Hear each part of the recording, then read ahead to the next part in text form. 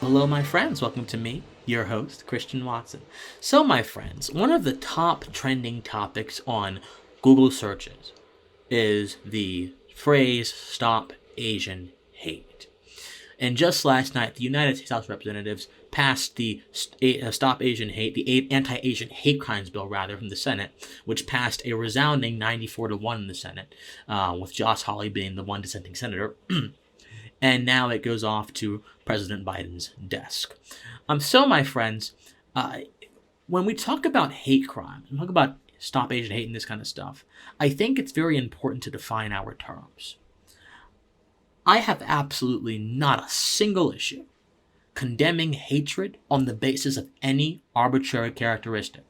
Someone did not choose to be black. Someone did not choose to be Asian. So, these are arbitrary characteristics whose significance is largely asserted by certain societal forces who either have something to gain from them being used or think they have something to lose from them being used and therefore want to go ahead and attack them.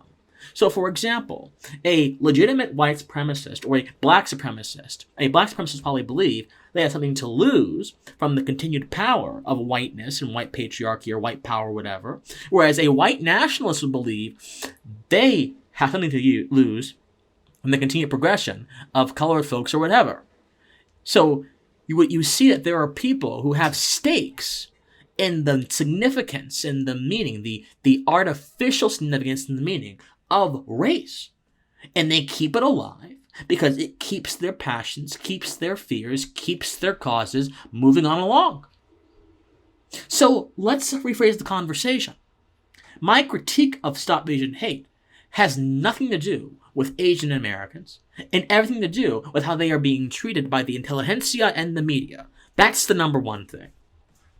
Number two, when we remove the significance of race and we don't see that feature as having any power except inside of the minds of the people who want to keep it alive, or except inside of the minds of the people who think that it confers some kind of significance, and that can either be a racist or someone who benefits from pushing race, then we move on to all of the subgenres of that category.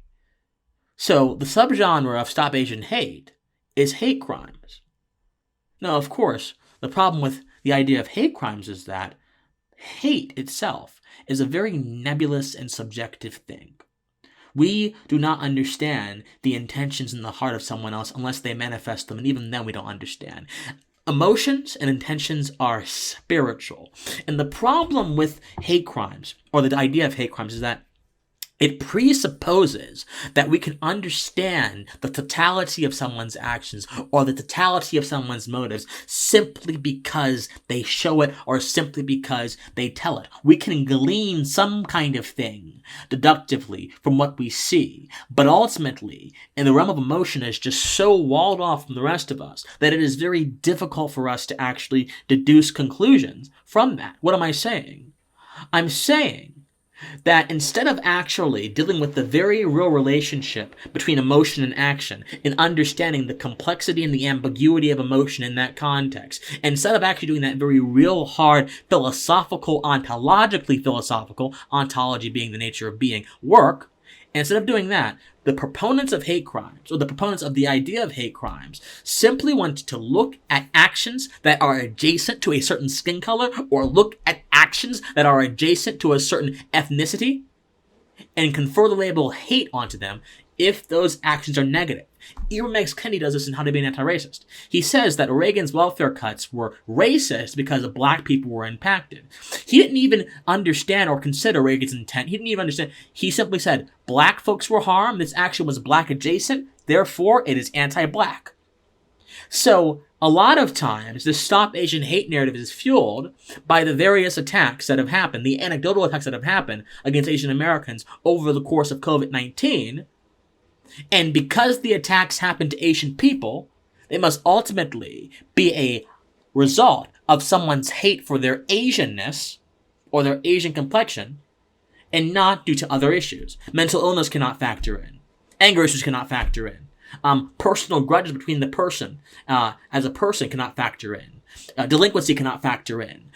A lack of a moral conscience in general cannot factor in. It has to be a single, simplified answer. This is the problem with hate crimes and larger. This is the problem with the premise of Stop Asian Hate. It doesn't consider any other possibility for the motives of actions towards people. It simply appends a single answer, a single possibility, and reduces the entire world, reduces our understanding of meaning in this area to that single answer. And when you do that, you cut off the ability for us to actually understand concepts. When you do that, you reduce my ability to actually engage with a concept. Because guess what? If I already accept as a given that Asian people are under attack, and I already accept as a given that because they're under attack, or allegedly since they're under attack, race has something to do with it, then the question is not, what's the motive? The question is, how do we beat the motive?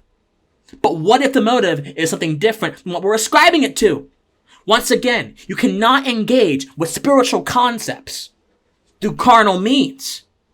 We're trying to engage with the spiritual concept of emotion and intention through a means that is inherently carnal. And when I say spiritual, I don't mean in the sense of angels and ghosts. I mean in the sense of not being apprehendable to our senses. There is a world that exists that we cannot see with the naked eye. I believe the naked eye, as an empiricist, is very important.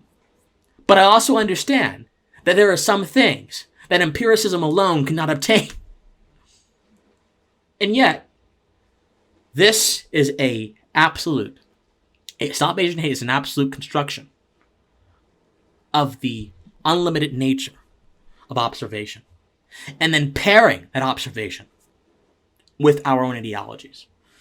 My friends, we have to look at events objectively within reality. We cannot assume, and this is another problem with Stop Asian Hate, it has a macro view of things. It assumes because there are certain people who have a gripe towards Asian folks because of COVID-19. It assumes that macro gripe that exists really in the minds of only a few people is seated in every interaction that an Asian person may indeed have with someone that is not favorable.